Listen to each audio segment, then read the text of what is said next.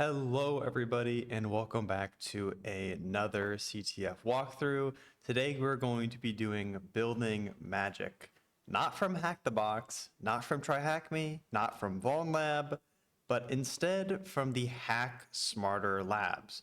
If you're not familiar with the Hack Smarter Labs, this is Tyler Ramsby's platform that he's using to post standalone machines, networks, and all labs that are accessible for just $9 a month. And compared to the other platforms out there, this is an incredible deal. So I highly recommend you to check out both Tyler and the Hack Smarter Labs. I'll link both of them down in the description, but this is the first challenge on the Hack Smarter Labs, and it obviously called Building Magic.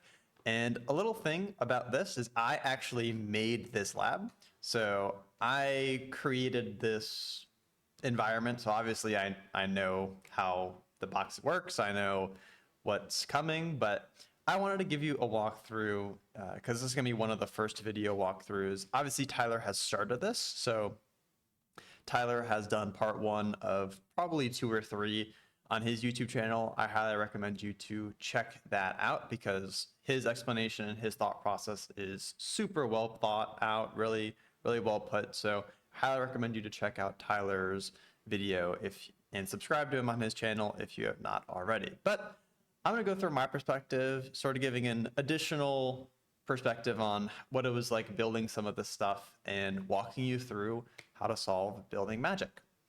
As you can see, I already have my IP here, and we're also going to copy this database. So the situation here is you are a penetration tester on the Hack Smarter Red team, and your objective is to achieve full AD compromise. And prior enumeration has leaked this database containing usernames, their role, and their hashed passwords. And this is MD5. So it shouldn't be too hard to crack. We can probably do this in CrackStation. We probably don't need to send this to Hashcat, but to achieve domain admin and to compromise the entire domain, we need to leverage the compromised credentials, escalate our privileges, and move laterally through the Active Directory network, and ultimately achieve a compromise of the domain.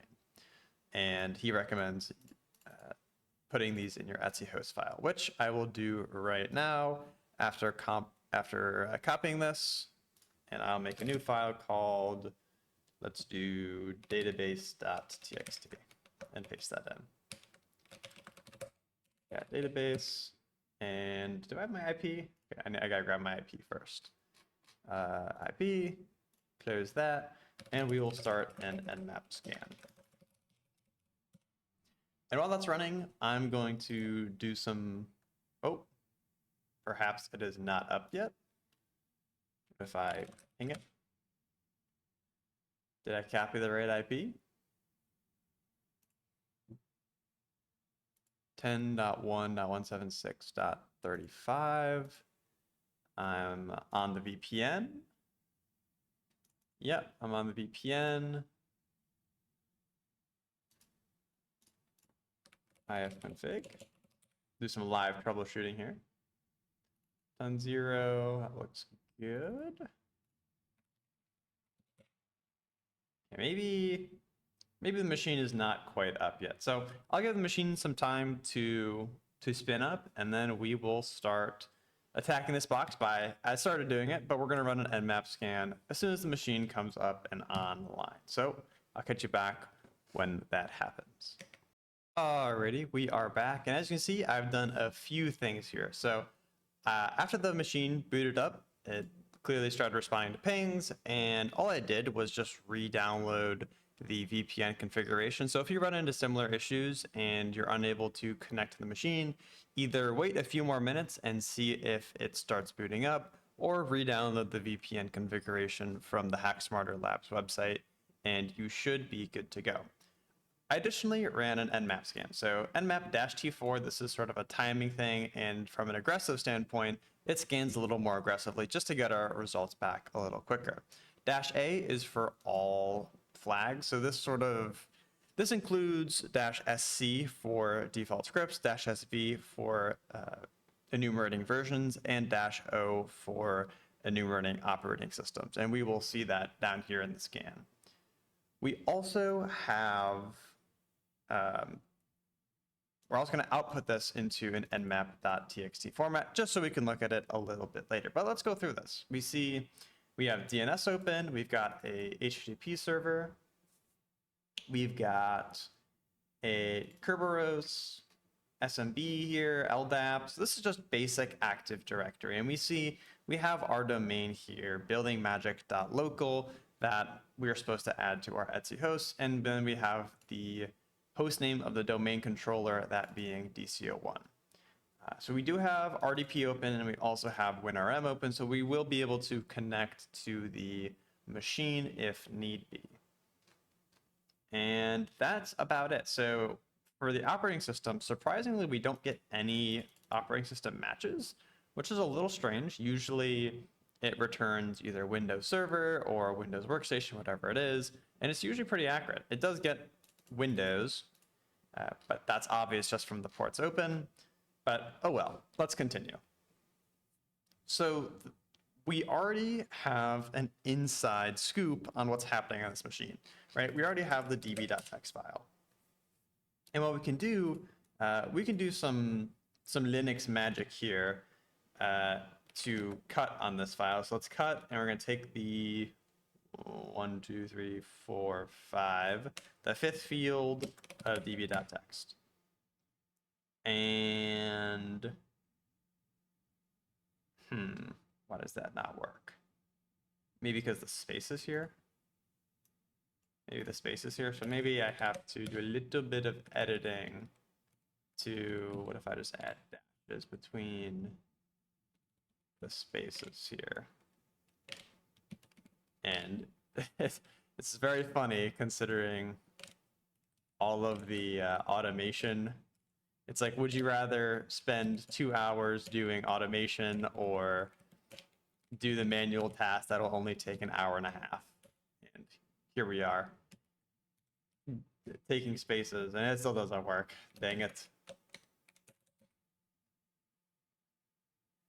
Okay, well, I guess we will be copying and pasting manually. That's okay. So nano passwords.txt.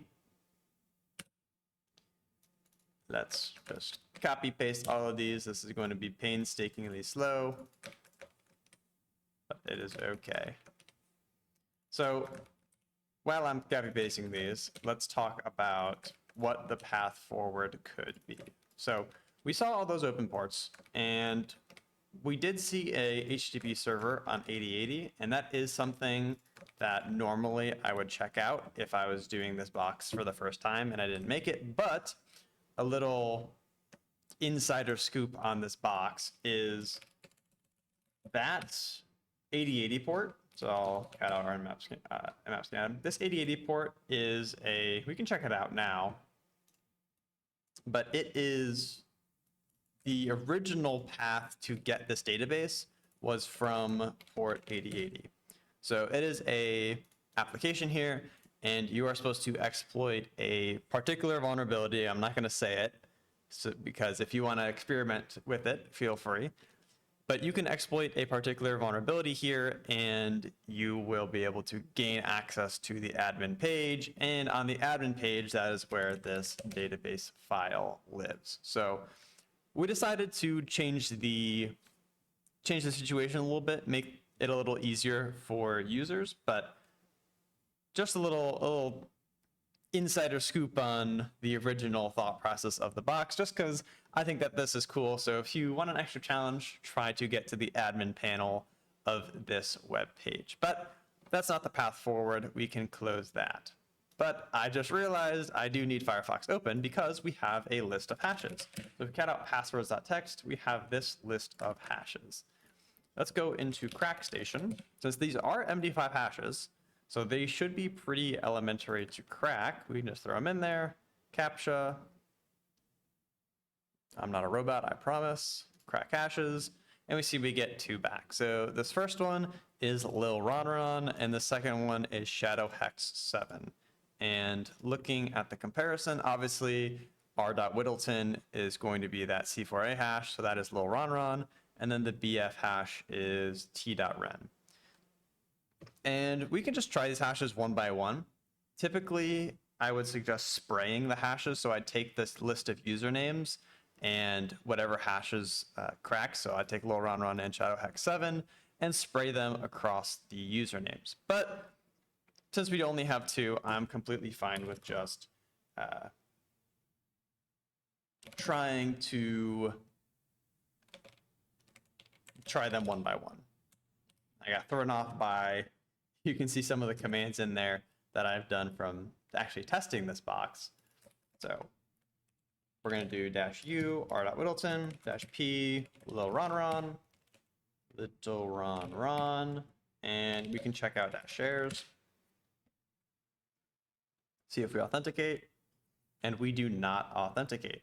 So let's take a look at verbose and see why we don't, because it silently failed, which is strange, because if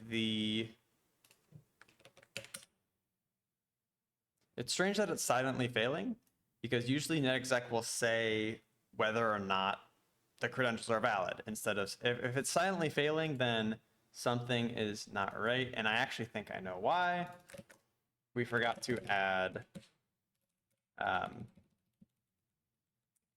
let's see, I think I have it somewhere here. Yeah, here, building magic and DCO1. I forgot to add and change this IP on my Etsy host. So that should hopefully solve our issue. Let's see. Nope, still silently fails, but that is a good catch out of us. I wonder if it fails for every service. LDAP, WinRM. Okay, maybe my IP is wrong. Cat, nmap.text. Oh yeah, I entered my IP. That was so silly. Of course, WinRM and SMB aren't open on my IP. That was very silly. Oh, it didn't copy properly. Let's try again. Paste. There we go. That is what we're looking to see. That was very silly of me. So I was looked up here to see what my IP was, and I entered it here instead of entering the IP of the domain controller. Now that that's settled, we see we actually do authenticate to the domain controller, and listing out our shares, we don't really have much here. We see the default shares, IPC, netlogon, sysvol. We only have read access to IPC, and this is a default share. It doesn't matter, kind of useless to us. This file-share is unique to the domain controller. So this is a custom share, and we read that it is the central repository of building magic's files. So we can assume that there are some files here that exist, or there are many contributors to this file share, but we can't read it. We don't really know. Moving on from the SMB shares, we can also see if we are validated on LDAP and if we authenticate, and we see we do. And with LDAP, we can actually enumerate bloodhound, which is probably the second step I do for every single Active Directory box. I like to use netexec to its fullest capacity, enumerate LDAP, and do a few other things, including Kerberoasting, AS.rep roasting, and whatever else I can get my hands on. I'm also going to get a updated users list, because that is just going to help us later down the line. And you may be wondering, well, why do we have a different user list here? Why is this one the way it is, and why is this original database that we got the way it is? And the answer I can give there is typically you're not going to have your Active Directory users and the website database be the same. There's going to be some separation there, and we see there's only one user that crosses over, right? Only r.widdleton is the same here. All these other users are can be considered quote unquote web users. So they don't have an Active Directory profile. They're not part of the domain at all. And we can sort of ignore the other usernames here, because these are the ones that are on the domain. These are the ones that we care about. And again, I could probably do some Linux magic here, but for the sake of time, I'm just going to copy paste. Administrator, we're going to skip guest and care bttt, h.potch, r.widdleton, which we already know, r.haggard, h.grangon, and a.flatch. Control S, and we now have our users list. If this user list was 40 or 50 people, of course I would not copy paste every single one. I would figure out the awk command or the cut command. But again, for the sake of time, we're just going to copy paste. So now that we have our users list, the next thing I'm going to do is bloodhound. And I always forget the syntax here. So it's -- bloodhound. I think it's DNS server is going to be our domain controller. And then DNS TCP and see all. And it looked like that worked. So that is good. So we're specifying the DNS server here. We're saying telling it to use TCP, and then we're going to collect -c. We're going to collect all things. So this includes all of this stuff. It's going to collect into our bloodhound so that we can analyze it. Now we have the zip file. I'm going to move it here to this directory. So now we have it in our directory. And on my second tab is where I like to open my bloodhound just to keep my Kali Linux organized. I have my first tab is usually all of my command line stuff. So I'll have 4 panes, or depending on how many I need, maybe I need 2, maybe I need 3. But I'll have however many panes I need on my first tab here, my first desktop. And then on my second one, I will have bloodhound. And then my fourth one is usually the VPN. And the third one is, if there's any RDP connections, that's where I usually put on the third tab. And it opens in Chrome. I don't like how it opens in Chrome. I like Firefox a little better. Chrome can sometimes be a little slow. So I like opening it in Firefox. So we go to the 8080 port on our local, expired password. Okay, I'll use a securely generated one. This is my bloodhound password, guys. Maybe I'll blur that out. Maybe it shouldn't be exposed to the world. But anywho, we get logged into bloodhound. We can go to the profile tab here, or sorry, the administration tab. We can upload files and upload bloodhound. Actually, before I do that, I'm going to clear out all of these ones. I do have some, either from testing or from other engagements I've done. I do have this in here, so I will be clearing out my database really quickly. And then I will come back. So I'll see you after this data is deleted. Alrighty, we are back. All the data is deleted, so now I feel comfortable uploading this file. And as I sort of touched on, I just have from past certifications and things that past, even like Hack the Box seasonal boxes, they're still somewhat confidential, right? I don't want to be leaking any bloodhound stuff, whether that's an accidental username or role or anything. I just want to play it safe than sorry. So that's why I took the little cut there to delete all that data. But now we are uploading the Building Magic domain controller information that we got from Enumerating LDAP. And in Bloodhound, you have a ton of different stuff that we can see. So we can see all the users, we can see all the groups, and more importantly, we can see the interaction between all of them. We can see if our user has any special privileges. We can see who the domain admins are. And we can do this in other ways too, right? There's other command line tools like LDAP domain dump has a little bit of this functionality. LDAP search has a little bit of this functionality, but Bloodhound, it's a GUI, it's nice to look at, it's super self-explanatory. So let's start by looking at r.widdleton. And we're going to right click, say add to own, since we now own this user. And we see on the right-hand side, there's a ton of information that comes with r.widdleton. Usually I scroll down. I like to click member of to see if he's a member of any special groups. It doesn't look like he is.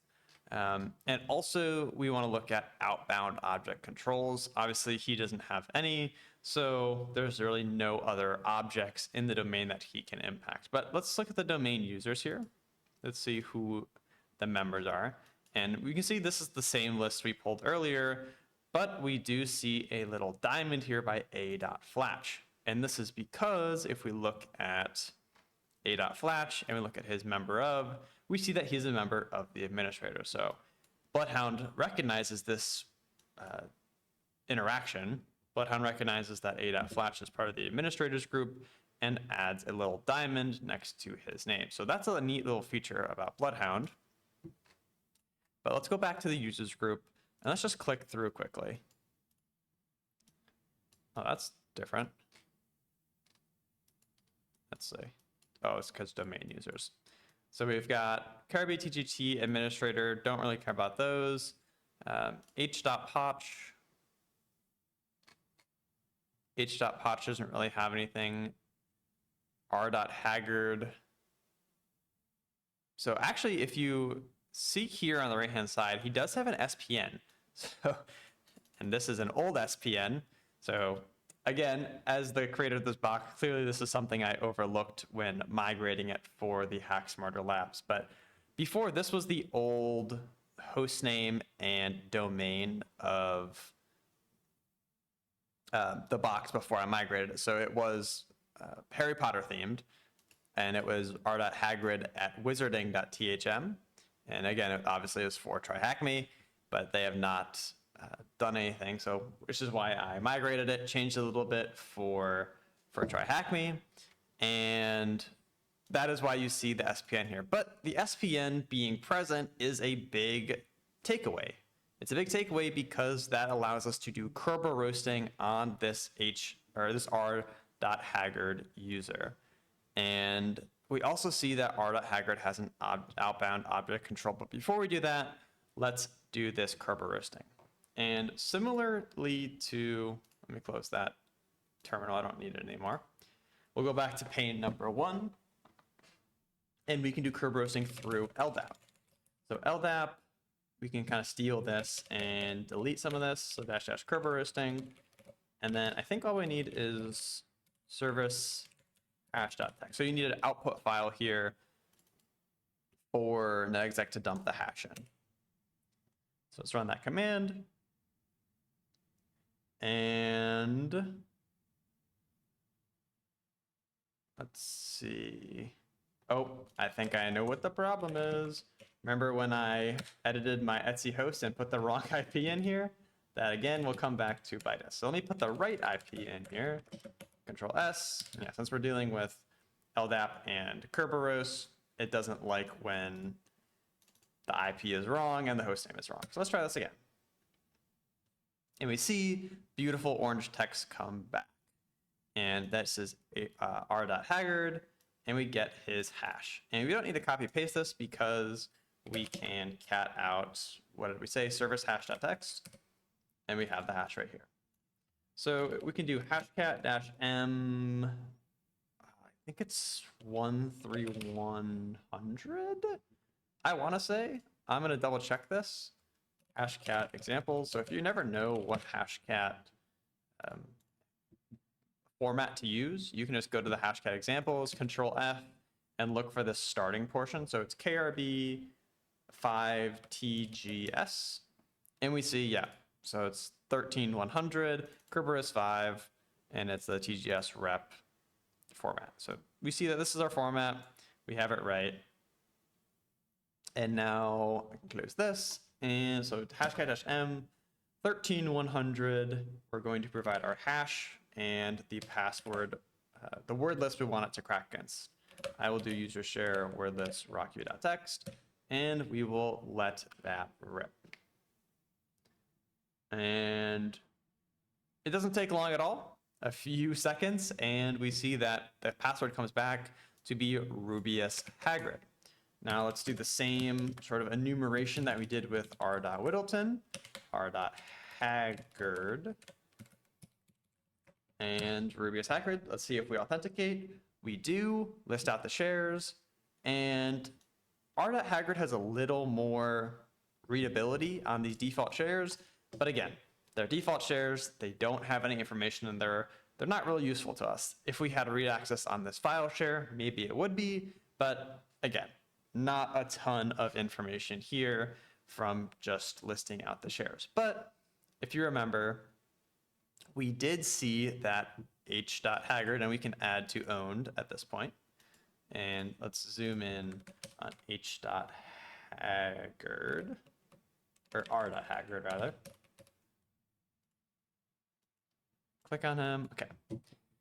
We can see, so we compromised his SPN and was able to do Kerberoasting, and we see we have an outbound object control. So let's take a look at this. And we see that the r.haggard user has the ForceChangePassword edge on to h.potch.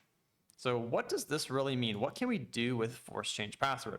And again, this is why I love Bloodhound. It's super self-explanatory. It can be a little intimidating at first, seeing all of these objects and the nodes and the edges. But if you click in on any of these edges or on the nodes, it gives you all the information about it. So it gives some relationship information, and you can read a general description. And ForceChangePassword is sort of an easy one. It's pretty self-explanatory.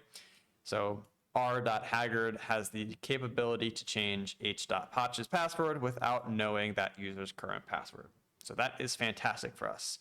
If you go to the Linux or the Windows abuse, there are a ton of ways you can change the password. You can use netrpc.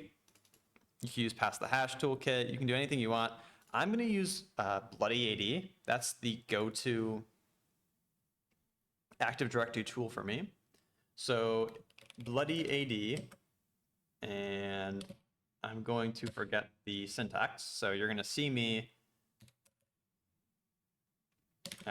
do this live. So building magic.local is our domain. Our username is h.haggard. No, it's r.haggard. I built the box and I don't even know my own users. Our password is going to be Rubius. I should probably copy paste this. Rubius Haggard. And I'll also add the DCIP just to be sure. And then we are going to, I think it's set, and we should get a new functionality for set. Let me set -h. Yep, set password. And I'll see if, I'm just trying to get like an example here. Okay, set password, target new password. So set password h.potch. And we'll change it to password 123. And we see password changed successfully. So now we should be able to netexec once again. If you cannot tell, I love netexec. h.potch and our password of password 123. And we see we authenticate with that new password that we just set from that our r.haggard service account. And this is kind of a lot. This is a lot to take in. That was pretty quick succession from our basic access at r.widdleton to being able to enumerate further, see in Bloodhound that we have an SPN set on r.haggard, do that Kerberoasting, crack the hash, and then change the password of another user account. And this is kind of why I love Active Directory. There's so many different possibilities of misconfigurations, of users that have over permissive accounts, and just tons of different things you can do from both an attacking side, but also a defending side. Some really cool stuff, and I love Active Directory for that. So if it feels like we're going a little fast, it's because we are. And just slow down, replay some of the parts of the video that you think you may want to brush up on. Take note of some of these commands. Bloody AD is a really powerful tool if you get good at it and you know the syntax really well. And you don't even have to know the syntax. You saw here, I had to go into the help multiple times to get the syntax, but learn the tool and understand how it works and use it whenever you're doing these boxes, because it's super strong, it's very powerful, and it'll make you a better pen tester. It'll make you better at doing these kinds of boxes. So with that being said, let's continue. So keep your notepad out and get ready for this next part of the box, because I think this was my favorite part to build. I haven't really seen any boxes like this before. So I think this is a really cool attack path. So diving back into it, we have h.potch and password 123. And unlike the other couple users we've compromised so far, when we do -- shares, we see that we have read and write access to the file share. It's a little weird, but the file share that's named file share. So what we can do SMB client on this file share. We can log in and let's go file-share. And we can do -u, or maybe it's capital U, h.potch, and I'll do quotes here, %password 123. And we do get logged in. So if we do pwd, we see we're in the file share. We do ls, but there's nothing here. So despite it being the central repository of building Magic's files, they, I guess, don't have anything in this file share quite yet. But that's okay. We may not be able to read any of the files yet because there are no files to read, but we can still write in this file share. And I made this note here. Again, I'm the builder of this box, so I have sort of an omni perspective on what's happening here. But I made this note because I want you to think through, well, if it's the central repository for the company's files, then who is going there? Well, a bunch of users are going to this file share to either deposit files, look at files, pick up files, download files, whatever it may be. They're going to be going to this file share. And this is called a watering hole attack. If you have a group of users going to the same place over and over again, and if you can manipulate that place, in this case our file share, then you can get some hold of execution, some form of execution, whether that's a reverse shell, an additional hash, whatever it may be. So this is a watering hole attack. And to be more specific, we're going to do a malicious LNK file attack. So LNK, this is a shortcut file in Windows, and we're going to be using a tool called Slinky to do this. And surprise, surprise, this is done through netexec. So if we do this, the same command as earlier, but instead we do -L, this is going to list out all of the netexec SMB modules. And if we scroll up here, we find Slinky. So this creates Windows shortcuts with the icon attribute containing a URI to the specified server. And in this case, it's going to be pointing back to us. So it's going to be pointing back to us on 10.200.0.157 in all shares with write permissions. And as you can see, we have write permission on this file share. So let's see this in action. We're going to do -M Slinky, and it should hit us with a few arguments. So we need the name. And this is the name of the file. So name equals look at me. We can just do that. And then what else do we need? We're also going to need a server. So server is going to be us. So 10.200.0.157. So the name is going to be the file name that's getting dropped into the SMB share, and the server is what's that malicious URI that I talked about.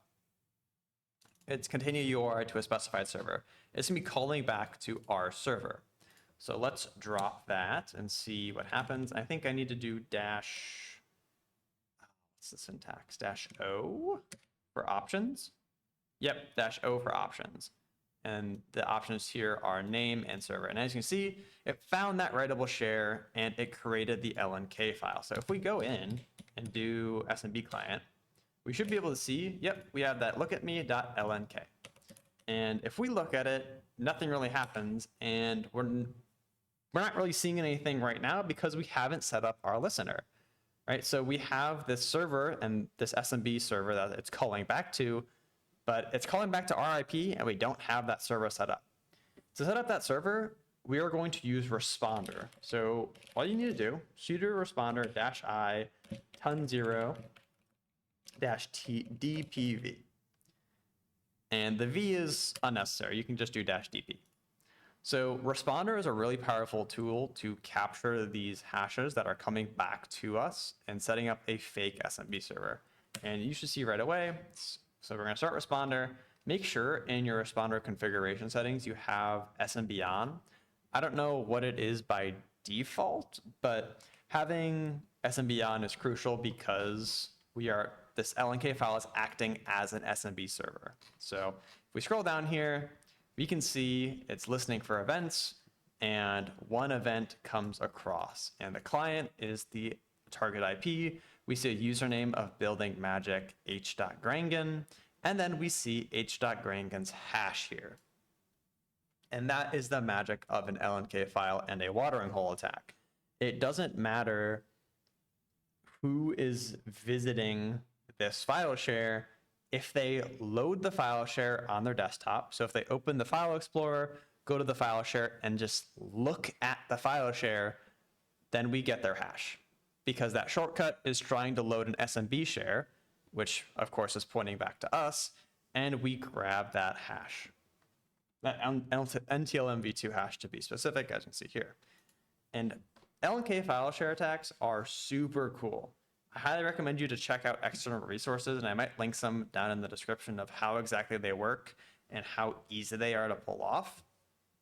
And I think this was a great demonstration, a great demo for that. So let's go back to the box and continue hacking away. So we grab this hash here, and let's put it into h.grangon.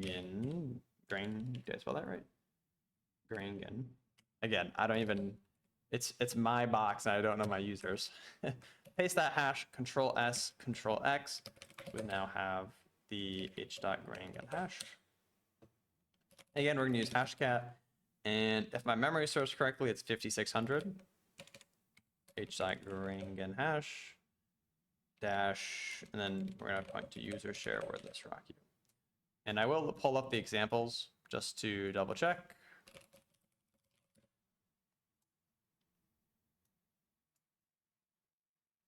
We're going to Control F and let's just look at 5600 and net until MV2 username. There's no domain here, which is a little concerning, but I think this is right.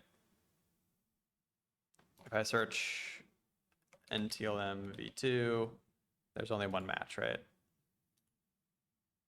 There's this one, but that doesn't match. Yeah, it's just 5600. So 5600, h.grangon, and then our word list that we're cracking against, which is Rocky. Let's run that. And we see once again, it instantly cracks to magic forever. And I really should be building out a creds list. So nano creds.text, r.widdleton, we have lil ron, r.haggard is Rubius Hagrid, h.potch is, we changed that to password 123, and now h.grangon with magic forever. Alrighty, so now we have our updated creds file. We have compromised 4 users so far. If you've gotten this far, congratulations, you are doing a great job. Let's continue though. So I'm gonna head straight to Bloodhound here. First, I'm gonna actually check to see if those creds work. So let's take some of this away. Magic forever. h.grangon.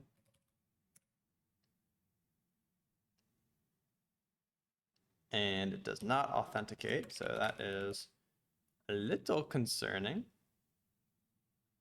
Let's try --shares, see if that works. It does not. I wonder, am I on the right IP? 10.1. That is the right IP. I wonder what I'm doing wrong here.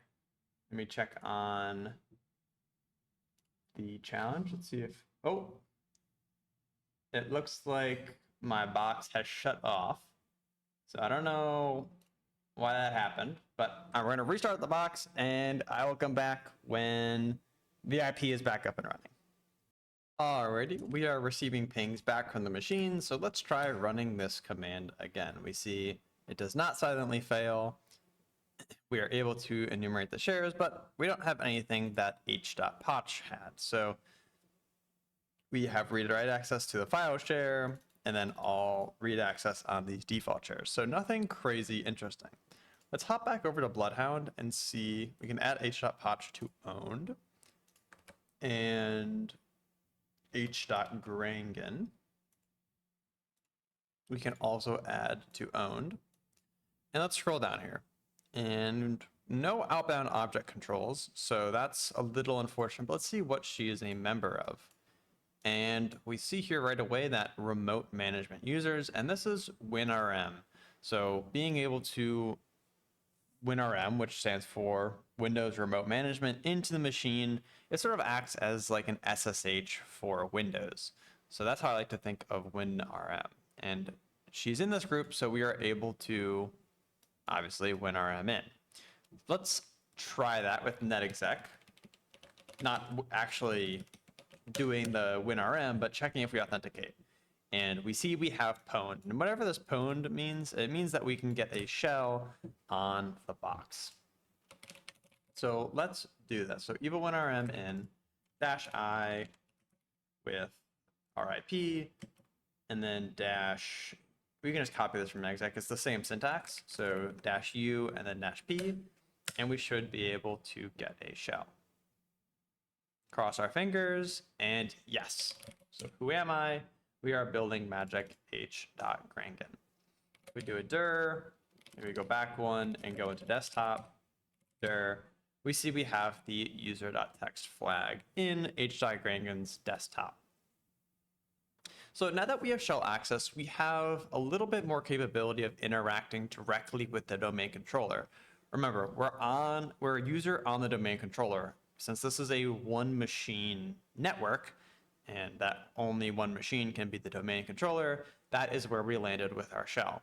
In the future, I do plan to make multi-machine networks to upload to the HackSmarter Labs. Still cooking with some ideas there, so stay tuned on that. But for now, it's just going to be this one machine, this one domain controller.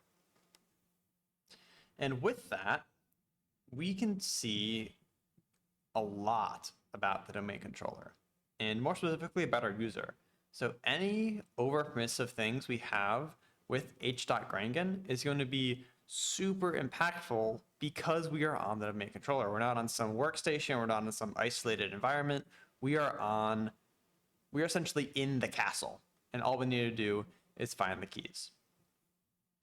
And to do that, you can run a tool like WinPeas, you can run a tool like PowerView or PowerUp. They're all great tools, but the first thing I like to do is just who am I-all. What did I miss? Right? So we see our SID, we have the groups we're in. We're obviously in remote management users, but nothing else.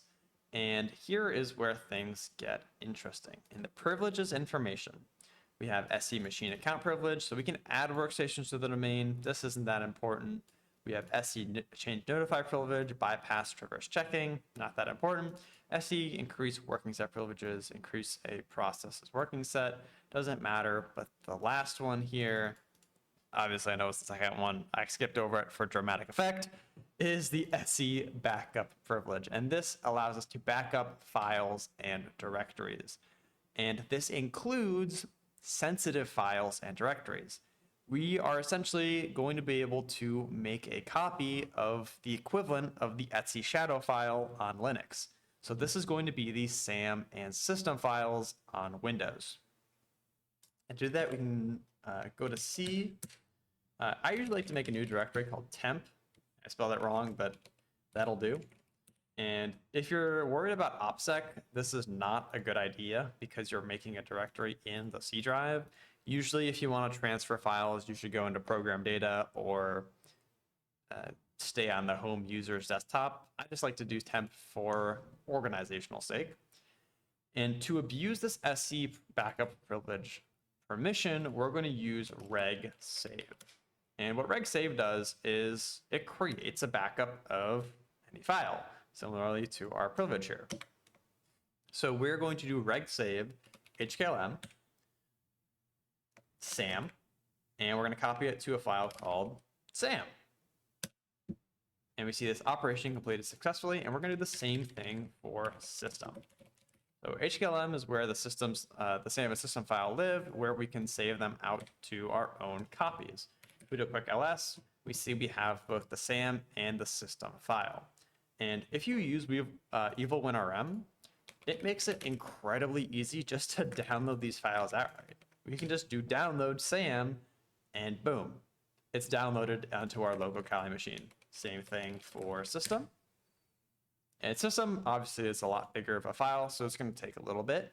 But that is the beauty of evil-winrm, and that is why SE backup privilege is so dangerous.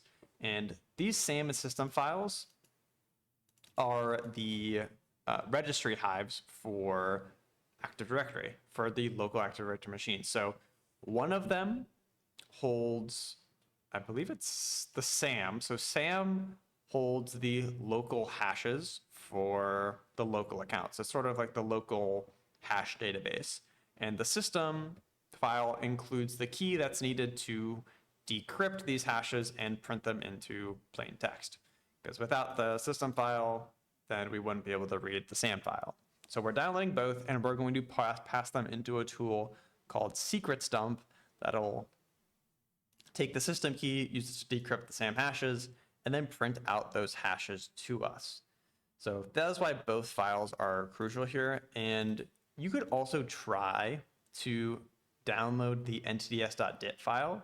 So if you're familiar with Active Directory, the ntds.dit file is essentially the SAM file, but for the entire domain. So instead of it being local users and local hashes, it's actually domain hashes and domain users.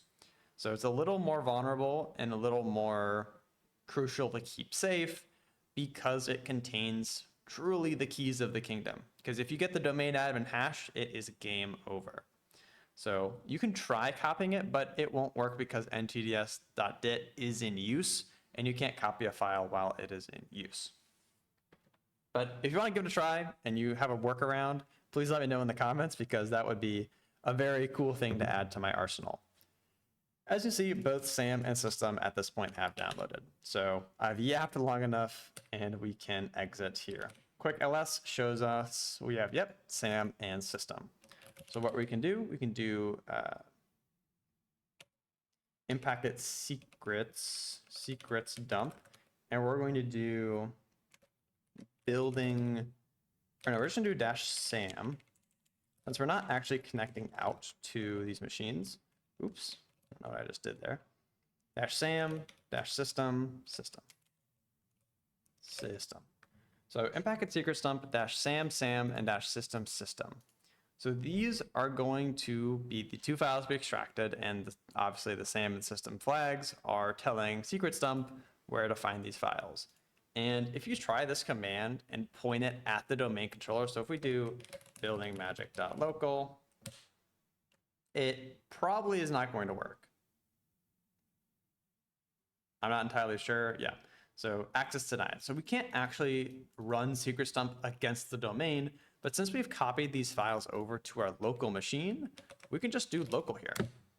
And boom, secrets dump is acting and pointing it, instead of out to a remote domain controller, secrets dump is pointing in towards our local machine, because that's where the SAM and system files are located right now.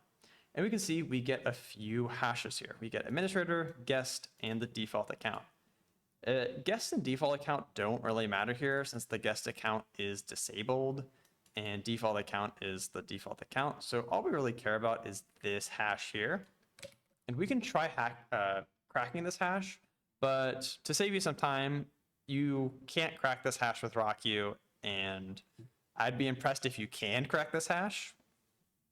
But what you can do is you can pass this hash.